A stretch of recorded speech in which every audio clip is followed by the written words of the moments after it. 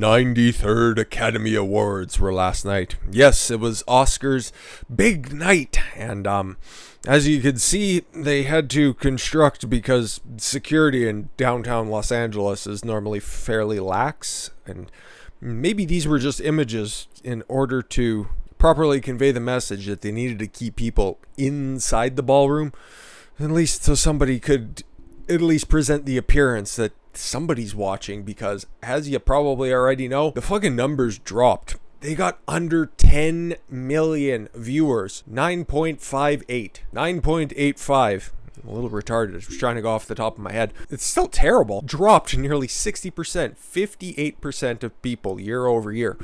I can already hear the complaints. I can already hear the excuses. The cope is strong out of Hollywood on this one, right? Oh, more people are watching online. That means they're not watching traditionally anymore. Okay. Illegal streaming online. No. People are just following on social media. They're just getting the updates there. They're watching the clips there. You can't watch anything. 3 hours is too long on television. Nobody's attention span is going to be that long. Can't make content that people want to tune in for that long traditionally. Nope. Can't happen. Well, there might be some truth to the streaming stuff. I don't think you can hand wave away 58% of people. Okay? Were there any movies that came out this year that are of note? None that were nominated. None that were any good. The ones that people were talking about were fucking terrible. Wonder Woman 84. Didn't hear a good word about that one. Sonic the Hedgehog at the beginning of the year. Birds of Prey. Okay, I heard Sonic was decent, but Birds of Prey, nobody had a goddamn good thing to say about that. And that's about it, okay? So maybe, they could probably just rest their hat on this one for a little while, right? Oh, Hollywood can say, yeah, it was a aberration of a year. Everybody was scared. They were at home, blah, blah, blah. You had a toned down presentation. There wasn't the big stage. It just looked like it was held in a fucking Holiday Inn ballroom. Oh, you guys just wait until next year. Oh, there'll be more videos for us to adjudicate, and all of our woke policies will come in there for diversity quotas in order to get nominated, and everything will just turn around oh so swiftly. Some of that might be true, but I don't think that they're going to even rebound to 2019 levels, because they were slowly going down, just not as rapidly and not as terrible as this, okay? People were probably bracing for like 15, 17. Okay, bottom end 13, we would have been fine at 15 or 16, but under 10, there's no way to spin that. I think like the last time I watched Oscar ceremony, oh my gosh, maybe 2010, maybe whenever I think like Crash won. Was that the last one? Like, as you can see, to me, that's the best movie of all time, okay? The only reason I got a Skyfall poster back there is because I couldn't find one that fit that frame that was a Casino Royale. I think that one's a superior film. Still like Skyfall quite a bit, but at the end of the day, I punched out of Hollywood a long fucking time ago. The last movie I seen in theaters was Dark Knight Rises. It was good. I enjoyed it. Didn't feel the need to go back and watch anything since. The last movie I watched at home on release day, or at least near enough to, was Iron Man 3. And that fucking Mandarin turn at the end of that movie turned me off to movies for fucking ever. Nothing so far has come back that's even remotely piqued my interest. That one just burnt me so bad that fucking good enough. I think I've seen all the movies I want to, okay?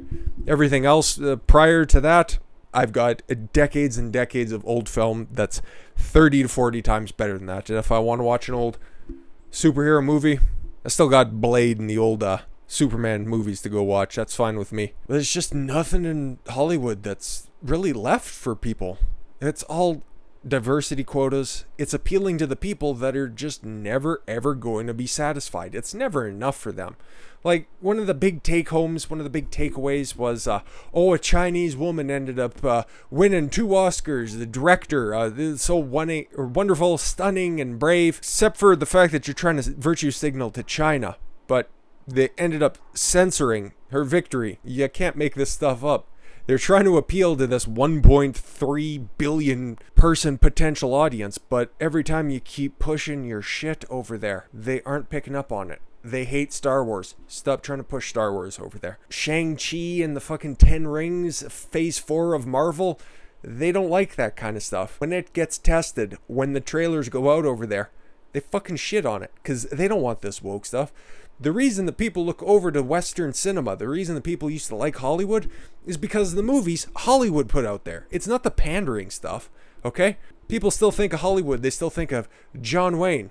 They think gangster movies. When they think superhero movies, they don't think of Falcon giving a big fucking speech about how it's important for white senators to do better because I'm a black man wearing the stars and stripes. Is there anything that I don't know? Stupid. Fucking stupid. They're not looking for that stuff. They're looking for those old classic stories. They're looking for Disney, but it's those old animated shows, okay?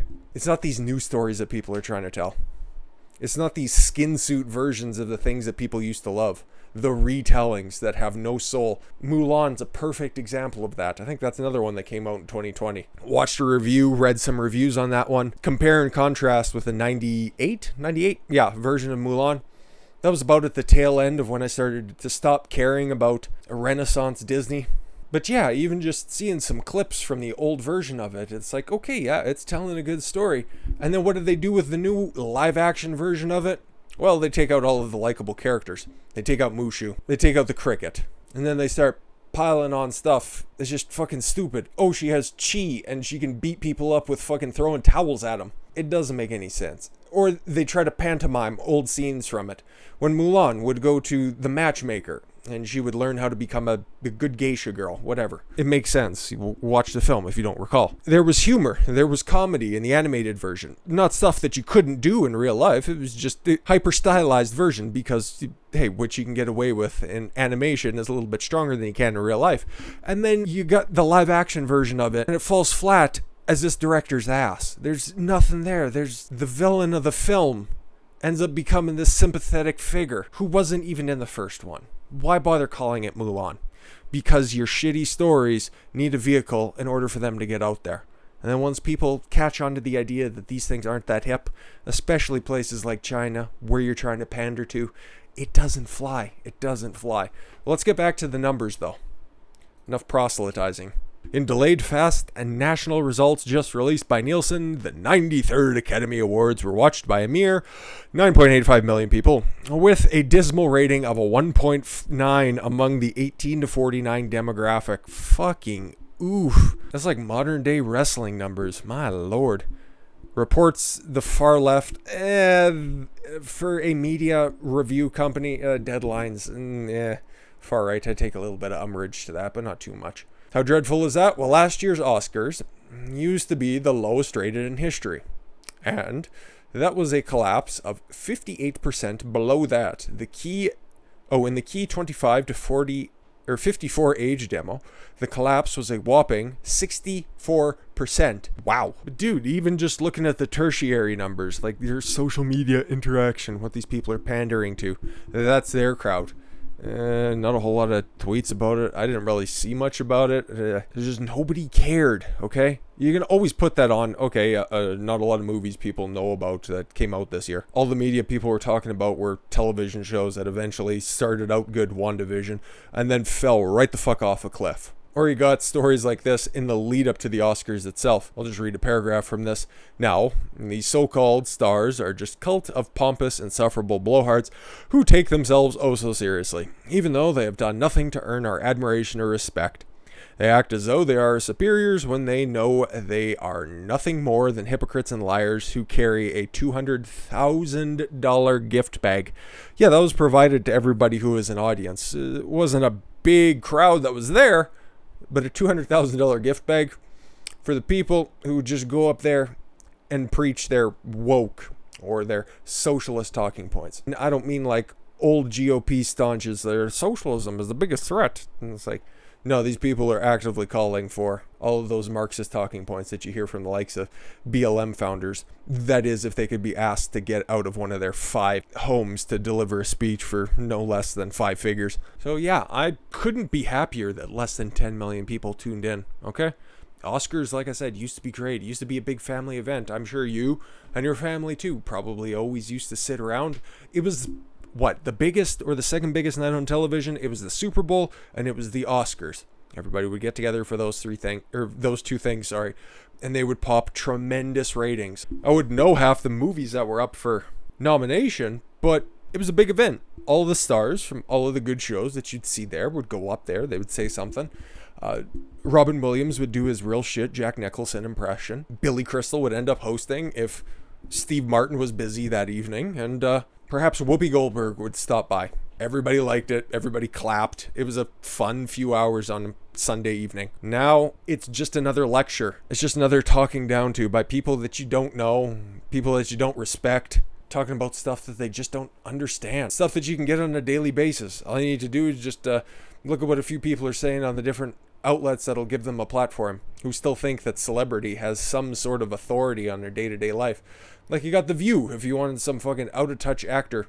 Somebody who hasn't been relevant in decades at this point. No shade thrown specifically to LeVar Burton, but TNG was, 30 years ago? Reading Rainbow? Come on, pal. Like, cancel culture is a misnomer. Consequences are finally encompassing everyone. I hate that. You guys have probably all heard that same thing. Oh, you have freedom of speech, but you don't have freedom of consequences. No, that just means that you're limiting speech. You're just trying to justify censorship. You're just trying to impose restrictions on what people are saying without saying, hey, we're not going to allow you to say that. And this is a classic defense by people on that side of the aisle. I don't know the proper term to call them anymore. Oh, cancel culture doesn't exist. Really? Really? Are you still there? Are we still fighting this battle? I'm not. I'm just going to let this moron go ahead and talk to another moron and commentate on it. Burton said, what is really happening is consequence culture, and the consequences are finally encompassing everybody. And after he made that prophetic statement, everybody stood up and clapped. Co-host, Meghan McCain, who, I don't know, are they paying her in cookie dough? We talked on the show about the decision by Dr. Seuss estate to discontinue 6 of his books that feature racist imagery. We can unpack that, but I digress.